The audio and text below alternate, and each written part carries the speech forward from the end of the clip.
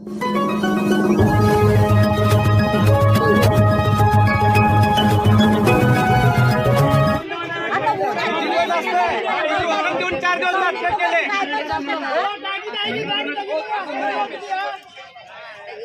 त्यांना हात घेऊन जा फॅनच्या खाली त्या माणसाला सावलीत बसवा नंतर तुम्ही ऑनलाईन करत बसा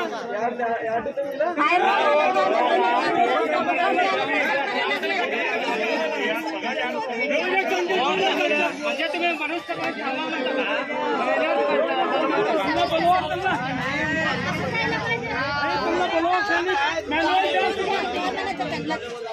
मॅन्युअल द्याल सांगितलं ते मॅडमला बोलवा येतो. ओ मॅडम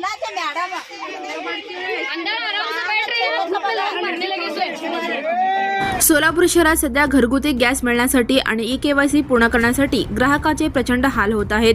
उन्हाचा पारा 40शी पार गेलेला असताना तासनतास रांगेत उभं राहावं लागत असल्यानं लोक हैराण झाले आहेत. आज कुमठानाका परिसरात गॅससाठी रांगेत उभे असताना असमद रफिक शेख या तरुणाला कडक उन्हामुळे चक्कर आली आणि तो जागीच कोसळला. डोळ्यासमोर अंधारी आल्याने असमद खाली पडताच तिथे उपस्थित नागरिकांनी त्याला तातडीने मदत केली. डोक्यावर ऊन आणि तासनतास उभं राहून पाय दुखले.